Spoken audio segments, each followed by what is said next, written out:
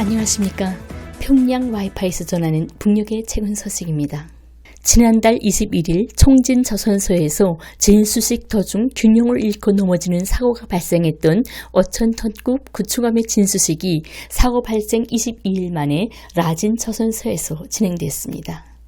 노동신문은 13일 조선인민군 해군 구축함 진수기념식이 6월 12일에 라진저선소에서 진행되었다 하면서 조선노동당 중앙군사위원회 명령에 따라 새로 건조한 구축함을 채연급으로 함의 명칭을 강건호로 명명하였다고 보도했습니다.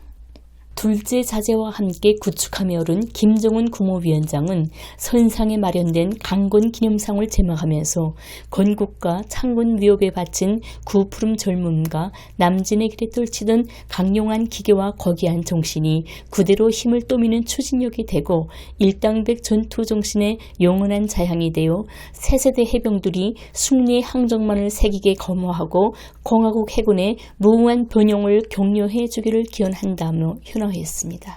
김정은 위원장은 기념연설에서 구축함 2호함의 진수기념식을 성대하게 가지게 된 것은 성스러운 개척의 닻을 올린 함대 건설의 새 시대가 더동한 전진을 계속하고 있으며 세계적인 해군력 건설을 목적한 우리의 방대한 함선 건조 계획들이 가장 정확하게 빠른 속도로 추진되고 있음을 보여주고 있다고 하면서 내년부터 채연급 또는 구 이상급의 구축함들을 매해 2척씩 모아 작전 수역에 배치하는 등 해상 무력의 급진적 강화를 추진할 것이라고 천명했습니다. 또 공화국 해군의 위상이 용해에서만이 아니라 만리 대양에서 떨쳐지게 된다는 것을 의미한다는 것이라며 해군 전력이 장성할수록 우리 해군이 가닿게 되는 수역은 용해에서 멀어질 것이며 해군이 작전 용력이 대양해로 확대될수록 적수들의 전략적 후퇴는 필연코 초래될 것이라고 거듭 강조했습니다. 김정은 국무위원장은 우리가 원양작전 능력을 보유하고 대양에서 해군력을 행사하는 것은 국가 주권과 안전이익을 수호하기 위한 필수 불가결의 선택이라고 강조했습니다. 이어 머지않아 태평양상에는 침략의 전초기지, 모항드레로 향한 우리 전함들의 항로들이 개설될 것이며 우리 동서 함대들의 향해 일지에는 적수국들의 주요 항들과 해역명들이 기록될 것이라며 이것은 우리 국가에 부여된 항행의 자유라고 목소리를 높였습니다. 김정은 국무위원장은 이런 전함을 순수 자력으로 건조해내는 나라는 세계적으로 몇 되지 않을 것이라며 조선업 분야에서 혁신적인 함선 부위 공정이 수립된 것은 물론이고 새세대 구축함이라는 절대 기준이 생겨난 것과 관련하여 이에 걸맞는 장비들이 강도 높은 여기에 부합되게 뚜렷한 도달 목표를 가지고 연구 개발되고 있습니다. 라고 평가했습니다.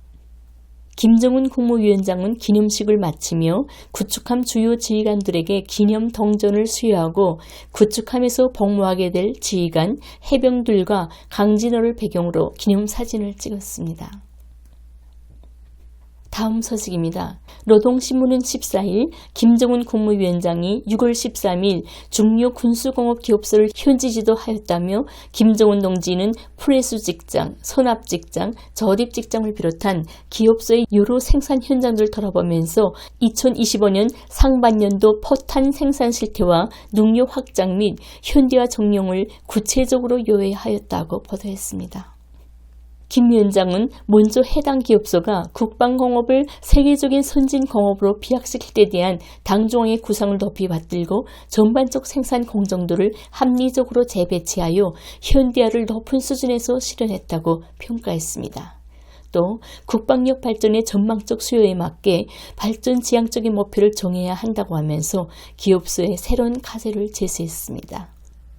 김정은 국무위원장은 특히 국가 방위 전략의 제반 요구를 충족시키며 현대전의 요구에 맞는 세형의 위력한 포탄 생산을 누리자면 생산 능력을 더욱 확대 보강하고 공정 배치를 보다 합리적으로 하며 생산의 무인화 수준을 부단히 제고해야 한다고 강조했습니다. 다음 소식입니다.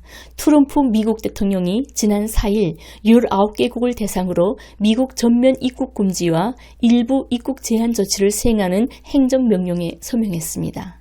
이와 관련해 국제문제평론가 김명철은 10일 조선중앙통신에 실린 미국 입국 문제는 우리의 관심사항이 아니다 라는 제목의 글에서 최근 미국이 19개 나라 국적자들을 미국 입국 금지 대상으로 지정하는 조치를 발표하면서 조선을 포함시키지 않은 것은 대북 유화 조치라는 해석이 들고 있는 데 대해 어산이라고 딱 부러지게 말했습니다. 현 미 행정부가 당사자는 전혀 생각지도 바라지도 않는 미국 입국을 허용한다고 하여 우리가 이를 그 무슨 선사품으로 받아들일 것이라고 생각한다면 어산이다. 그는 미국의 이번 입국금지 대상에 조선민주주의인민공화국이 포함되지 않은 것이 순수 기술적 이유 때문인지 아니면 정치적 의도에서 비롯된 것인지는 미국만이 설명할 수 있는 일이라며, 그러나 한 가지 명백한 사실은 우리가 미국의 입국 승인 여부에 전혀 관심이 없다는 것이라고 잘라 말했습니다.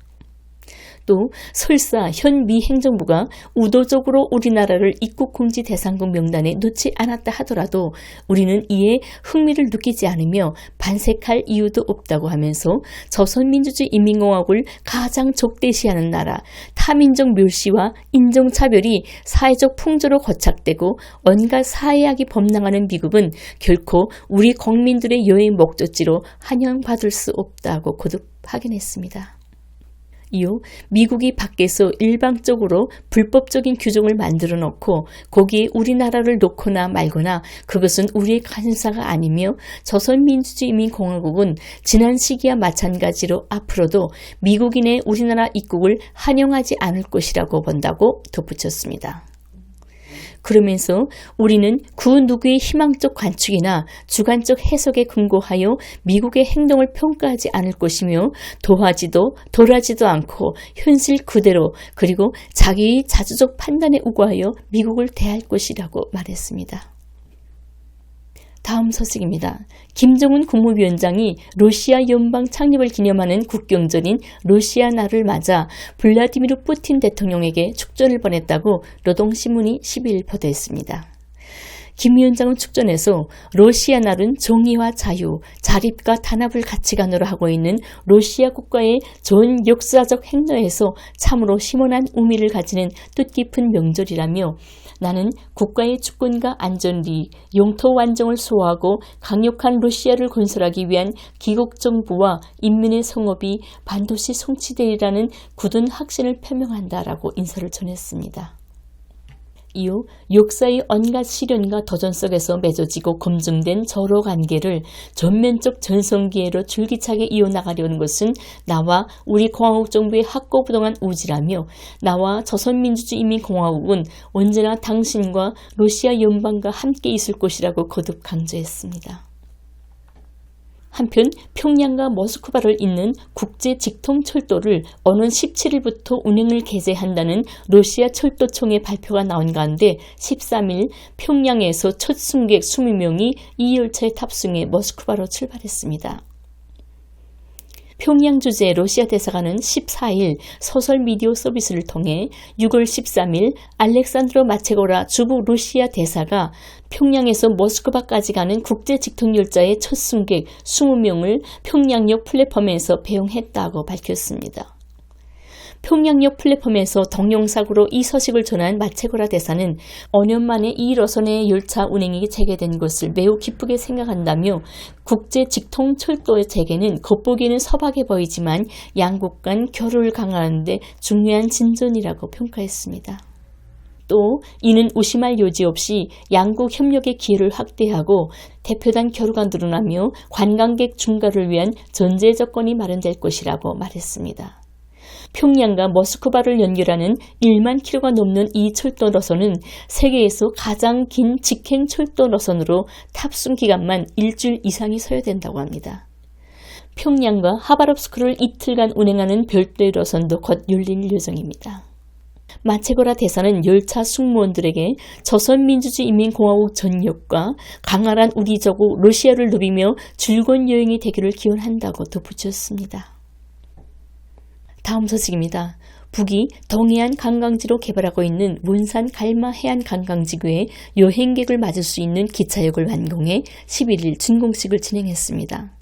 칼마역 건설은 김정은 국무위원장의 개건 지시에 따라 이루어졌으며 철도성이 자재를 보장하고 원산 철길 건설 여단 등에서 정전의 건물들을 드러내고 시공했습니다.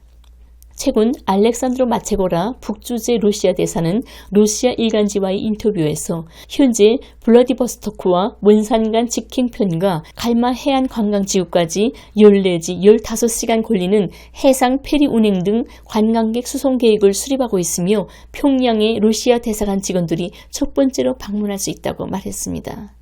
마체고라 대사는 러시아 관광객들이 조선 여행에 적극적으로 관심을 보이고 있으며 이들을 위한 연중 관광 프로그램과 노선도 개발 중이라고 설명했습니다. 북도 지난달 29일 최고인민회의 상임위원회 전원회의에서 원산 갈마 해안 관광 특별법을 채택해 관광에 필요한 법령 정비를 마친 상태입니다. 다음 소식입니다. 노동신문이 11일 지난 2019년 12월 말부터 지금까지 6년간 전국적으로 58,500여 정보의 새 땅이 농업토지로 등록되고 2만 1,000여 정보의 농경지가 환원복구되었다고 보도했습니다.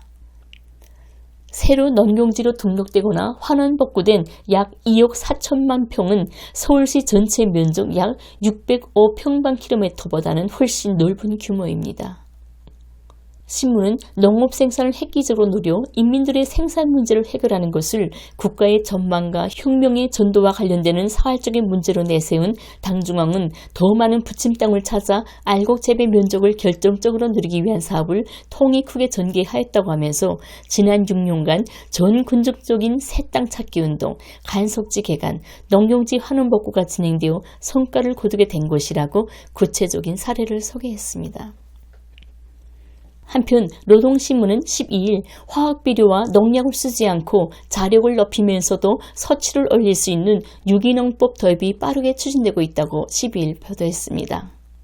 신문은 각지 농촌들에서 유기농법 도입 열의가 더욱 거소되고 있다며 특히 이미 실천해서 우월성이 확증된 우랭이 농법을 자기 지역과 단위의 실정에 맞게 도입하기 위한 사업이 빠른 속도로 추진되고 있다고 알렸습니다. 또 유기농법 중에는 해충을 죽이는 천적 기생볼인 붉은 눈알 기생볼을 활용한 해충 구제 방법도 활용하고 있다고 신문은 소개했습니다. 이 방법으로 생태 환경을 파괴하지 않고 사람에게는 피해가 없으며 농약 준비와 운반, 농약 살포에 드는 비용과 노력을 절감하면서도 효과적으로 해충을 구조해 정보당 서출을 높일 수 있다는 것이 확인됐다고 말했습니다. 지금까지 평양 와이파이에서 전하는 북녘의 최근 소식입니다. 평양 와이파이 김연희입니다. 감사합니다.